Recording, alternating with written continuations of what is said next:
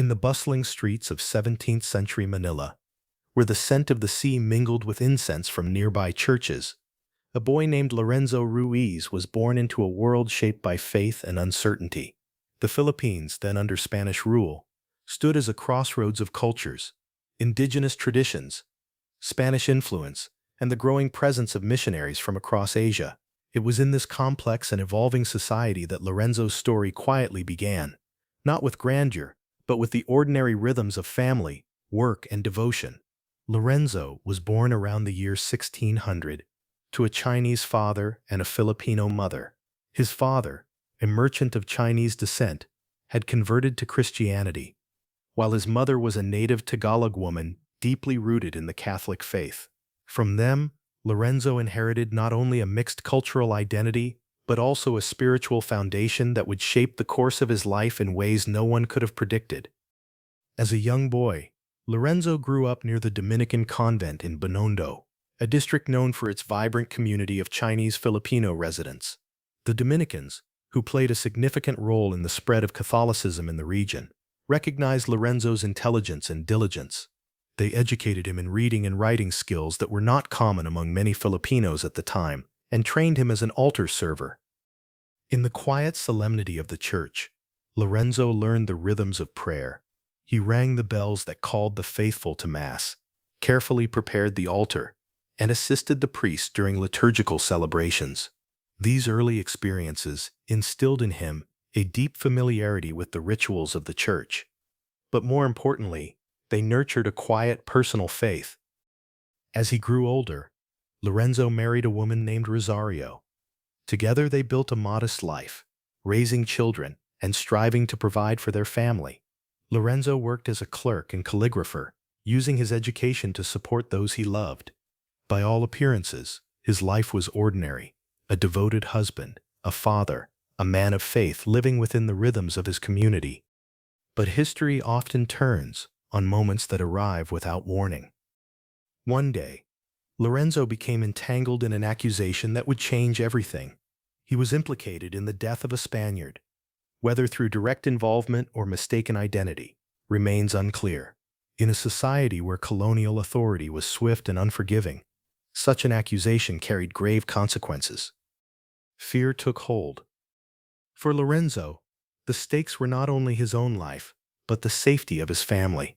The threat of arrest, imprisonment, and possible execution loomed over him. In that moment of crisis, he faced a choice: remain and risk everything, or flee into the unknown. Providence, or perhaps coincidence, presented him with an opportunity. At the time, a group of Dominican missionaries was preparing to sail for Japan. Japan, once open to Christianity, had turned violently against it. Christians were being persecuted, tortured, and executed. Missionary work there was not merely dangerous, it was almost certainly a death sentence. Yet for Lorenzo, this mission offered a chance to escape immediate danger in Manila. With urgency and little time for reflection, he joined the group. He left behind his wife, his children, and the life he had known. Boarding a ship bound for a land where faith itself was a crime, the journey to Japan marked the beginning of Lorenzo's transformation. At sea, surrounded by missionaries who had willingly chosen a path of sacrifice, Lorenzo began to reflect more deeply on his own situation. Unlike them, he had not set out to be a missionary. He was not seeking martyrdom. He was fleeing fear. But as days turned into weeks and the distance from home grew, something within him began to shift. The prayers of the missionaries, their calm resolve in the face of danger, and their unwavering commitment to their faith stirred something in Lorenzo's heart. By the time they reached Japan, Lorenzo was no longer merely a fugitive. He was a man standing at the edge of a profound test. Japan in the early 17th century was a land gripped by suspicion and control. The ruling authorities had outlawed Christianity, viewing it as a threat to social order and political stability. Foreign missionaries were hunted, and local Christians were forced into hiding. It did not take long for Lorenzo and his companions to be discovered. They were arrested and brought before officials who demanded that they renounce their faith. The consequences of refusal were well known: imprisonment, torture, and death. For Lorenzo, the moment of truth had arrived. He was no longer running. There was nowhere left to flee. In captivity, Lorenzo endured harsh conditions. He was separated from the life he had known, cut off from his family, and subjected to interrogations designed to break his spirit. The authorities offered him a way out, deny his faith, and he could live. It was a simple exchange, yet one that carried the weight of eternity. At first, Lorenzo struggled. He was not a priest or a trained missionary. He was a husband and father who longed to return home. The thought of his children growing up without him must have weighed heavily on his heart. But in the darkness of his cell, his faith began to deepen. The rituals he had learned as a boy, the prayers he had whispered as an altar server, the quiet devotion of his mother, all of it came together in this moment. What had once been routine became conviction. The interrogations grew more intense. Lorenzo and his companions were subjected to a form of torture designed to prolong suffering, suspended upside down over a pit. Their bodies slowly weakened as time stretched into hours and days. The pain was relentless, the isolation profound. Yet even in this agony, Lorenzo found clarity. When asked to renounce his faith, he spoke words that would echo through history. "I am a Catholic, and wholeheartedly accept death for God. If I had 1,000 lives, I would offer them all to him." These were not the words of a man fleeing fear. They were the words of a man who had found courage. The climax of Lorenzo's story is not found merely in his death, but in this transformation from an ordinary man caught in extraordinary circumstances to a witness of unwavering faith. His execution was carried out alongside his companions, marking the end of his earthly journey. But in that moment, his story did not end. It began a legacy. In the years that followed, the memory of Lorenzo Ruiz endured among the faithful. His life became a testament to the power of grace, the idea that even in moments of weakness, a person can rise to extraordinary courage. For Filipinos, Lorenzo's story holds a special significance. He was not a foreign missionary or a distant figure from another land. He was one of their own, a man who spoke their language, lived their struggles, and shared their humanity. His journey reflected the realities of Filipino life: family, faith, hardship, and resilience. The falling action of his story unfolds not in dramatic events, but in the quiet spread of his legacy. Generations of Filipinos came to see in Lorenzo a reflection of themselves, a reminder that holiness is not reserved for the extraordinary, but is found in the choices made in moments of truth. Centuries later, his story would reach its resolution. He was formally recognized by the Church for his martyrdom and faith, eventually becoming the first Filipino saint. This recognition was not merely an honor, but a declaration that the faith of the Filipino people, lived through centuries of trials, had found a powerful witness in Lorenzo Ruiz. Today, his name is spoken with reverence. Churches, schools, and communities bear his name. His story is told not only as history, but as inspiration, a call to live with courage, even when faced with fear. In the quiet moments of reflection, perhaps his story speaks most deeply. It is not the story of a man who set out to become a hero. It is the story of a man who, when confronted with the ultimate test, chose faith over fear. For those who listen, especially in the Philippines where his journey began, Lorenzo Ruiz remains more than a figure of the past. He is a reminder that in the ordinary lives of ordinary people, there exists the potential for extraordinary courage, that even in moments of doubt, faith can take root and grow, and that sometimes the greatest stories are not those of those who never feared, but of those who chose to stand firm despite it.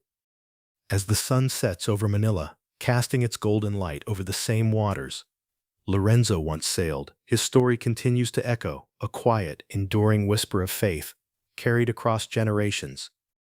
The life of Lorenzo Ruiz stands as one of the most significant spiritual narratives in Philippine history, not because he began as an extraordinary figure, but precisely because he did not. His story resonates deeply within the Filipino context due to its grounding in ordinary life, family, work, fear, and ultimately transformation. This relatability is central to understanding both his enduring impact and his unique position within Filipino Catholic identity. Lorenzo Ruiz's early life reflects the multicultural fabric of colonial Manila. As a man of mixed Chinese and Filipino heritage, he embodied the intersection of identities that continues to characterize Philippine society today. His upbringing within the Dominican tradition and his role as an altar server positioned him within the structure of institutional Catholicism. Yet his faith initially appears routine rather than deeply examined. This is important. Lorenzo was not formed as a theologian or missionary, but as a layman whose faith developed gradually through participation rather than intellectual pursuit. His adulthood further reinforces this ordinariness.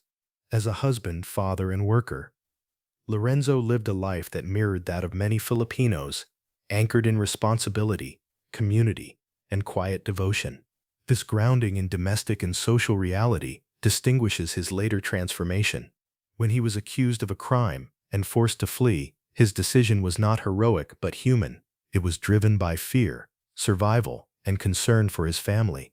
This moment of vulnerability is crucial in understanding his later significance. Lorenzo's sanctity does not emerge from a life free of weakness, but from his response to it. The turning point of his life. The journey to Japan serves as both a physical and spiritual transition.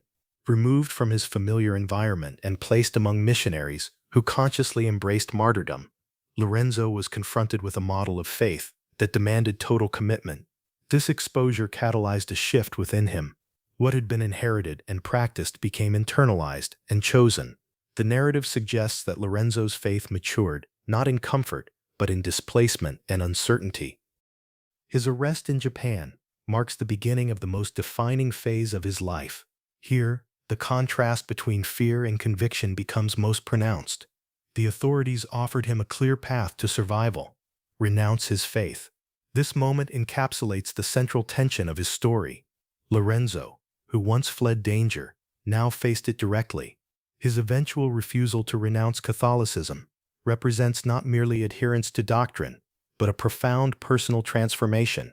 His famous declaration of willingness to offer even 1,000 lives signals a complete reorientation of values from self-preservation to spiritual fidelity. For the Philippines, this transformation carries immense symbolic weight. Lorenzo Ruiz became the first Filipino saint, a milestone that extends beyond religious recognition into the realm of national identity.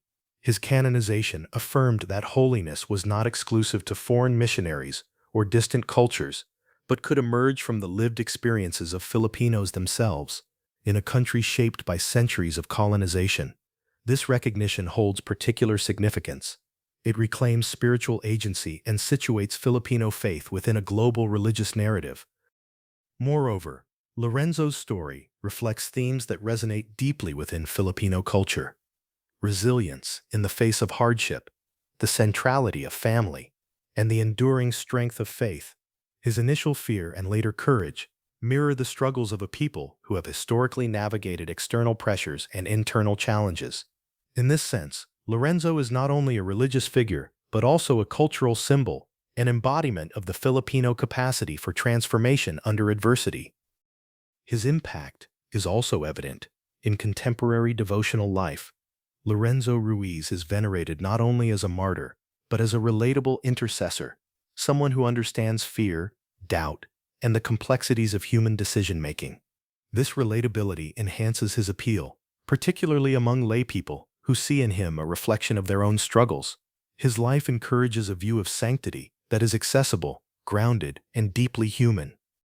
In conclusion, the significance of Lorenzo Ruiz lies in the convergence of ordinariness and transcendence.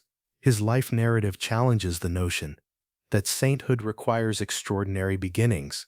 Instead, it emphasizes the transformative power of faith when confronted with decisive moments. For the Philippines, his legacy endures as both a spiritual guide and a cultural touchstone, reinforcing the idea that within the fabric of everyday life lies the potential for profound courage and holiness.